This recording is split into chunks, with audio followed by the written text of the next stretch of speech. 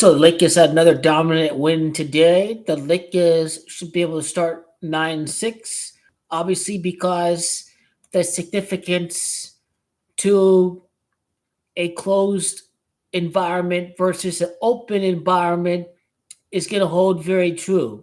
So this was a closed environment in 2020, which it's pure basketball. There's no home court advantage. There is no fans. It is raw action in a gym without any external pressures. So that was basketball at its purest form, was without fans impacting the game, without home court impacting the game. That is probably the purest form of basketball that we have ever seen. Was in the bubble in 2020. But people are gonna say I haven't won in front of the fans in quite some time. But we'll get to there. The Lakers start 9-6. Okay, let's go. LeBron James next ring in front of the fans. It's gonna happen 96 months later. When we get to that point, Tuesday night, we will break it down. You'll see it in the calculator again if you haven't seen it already. If you've forgotten about who really scripts the world of sports, the Masons, then you start to understand just how significant 96 is. But the fake injury is happening. We're getting to that point where we'll know when Bronny James is going to be in action for USC. And at that moment in time, when there's an official designation to when he'll return to USC, then at that point in time, then I expect an injury to happen to goalkeeper LeBron James. Because he obviously has to monitor his son's health, his performance.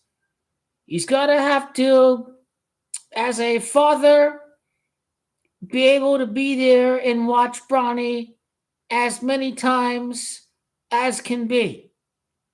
Obviously, with Pac 12 play and nearby in California and Arizona with Stanford and Berkeley and UCLA and all of that. So, goalkeeper LeBron James will have to get the fake injury at some point because he's got to attend the Brownies. It ain't just about the fifth ring. This is a dude with the family and sons have to attend to Bronny James, closely monitor him, closely communicate with him on the day that he's playing, in and out of practice and what have you. So he will be out of action.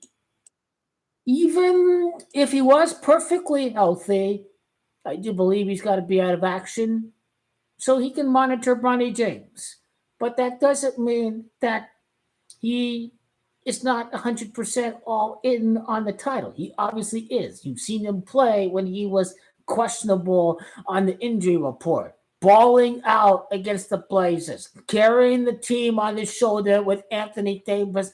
And when Anthony Davis fouled out today, it was a key pass to Austin Reeves and a key foul to the free throw line that sealed the deal. So goalkeeper LeBron James is absolutely balling the living hell out of the league right now. He is the best player in the world. He can put up 30 anytime he feels like it, but he is a student of the game. He has a super high basketball IQ. He wants everyone comfortable on the floor. The main thing that separates him from the rest of them, like Kobe and Michael, is trust in the teammates. He trusts the teammates so much, and that's what puts him over the top. He trusts his teammates even when they miss. Goalkeeper LeBron James has always been the most ultimate teammate there is. So that has not stopped at all by any means. But I believe an injury will happen. I cannot say when it's going to happen because, contrary to what some people believe here, I'm not God. But go LeBron, it makes a lot of sense to suffer an injury and to attend to the matters of Bronny James. I imagine Bronny will be ready, but this is a very serious manner to have a heart attack, to have your life in jeopardy, to basically be in jeopardy of going through another heart attack. And obviously, he's taking the situation very seriously. And when the doctors say that Bronny James can go out and play basketball again, Goki LeBron is not only going to see how he's performing, but seeing Bronny's demeanor on the court, seeing how he is, if he's playing bothered, anything like that, in regards to what he suffered through the practice at USC. These are key reasons why LeBron must be out with an injury. Is that the performance on hand? I just don't think if he were playing that he would be 100% focused on basketball because it is too key of an issue to not think about any second 24/7. So I believe he will be out. The masses will think that he's an injury prone 39-year-old. I certainly know that he handles himself he has invested millions of dollars to put himself in the best shape possible from a nutritional standpoint, from a recovery standpoint. I have no doubt that he's in great shape, but obviously must monitor his minutes and his performance and his drives to the basket. But I have no doubt that once Bronny gets into the groove, as a clutch defender, as a very great shooter from the outside, catch and shoot, that he has a role on an NBA team.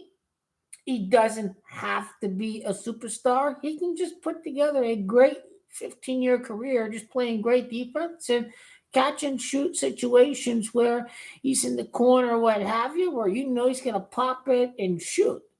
And ideally make more than 1 out of 3 every 3-point attempts. So Goalkeeper is going to get this guy ready for the NBA. Nobody can coach Bronny better than Goalkeeper himself because nobody has a higher basketball IQ than Goalkeeper James. So obviously, from a coaching standpoint, he's going to be there to coach up Bronny James. If there are things out there on the floor that he's not reacting to, that he's not recognizing as far as the speed of the college game goes versus the high school game, then Goalkeeper is going to be there to offer Bronny the best possible coaching out there, coming from his dad, the GOAT himself. I feel that Goat Kinaban out in action to handle these manners is going to be better than having a distracted Goat Kinaban on the floor. And I know these guys are adults on the Lakers team. They fully understand. They know that the real season doesn't begin until the All-Star break. That is the real season. Do teams like the Warriors and the Lakers care about the regular season? Teams that won a championship this decade? Hell no. Hell no. Especially Joakim Noah, especially Stephen Curry, especially the Warriors. Especially the loser team inside. They give these guys such a hard time because they got the ass kicked by the Mavericks in the Denver Nuggets. As a Phoenix Suns fan, that disgusts me so much. So much.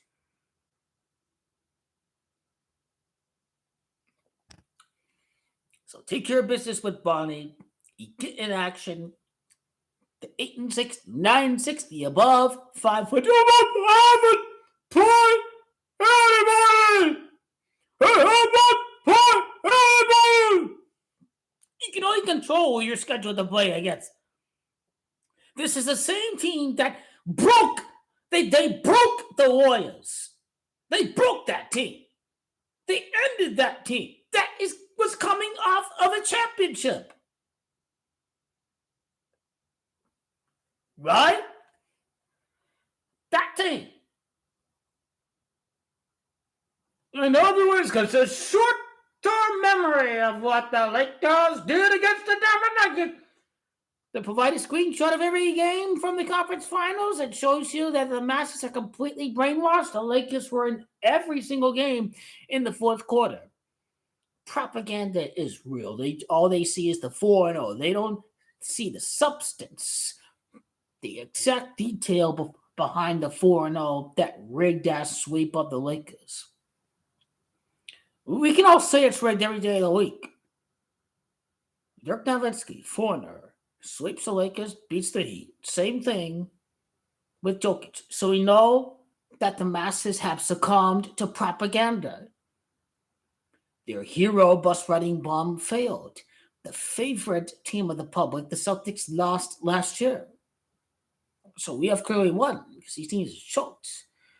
This was their chance with the Lakers coming up this year. And after this year, when Gold Kinabalu wins, well,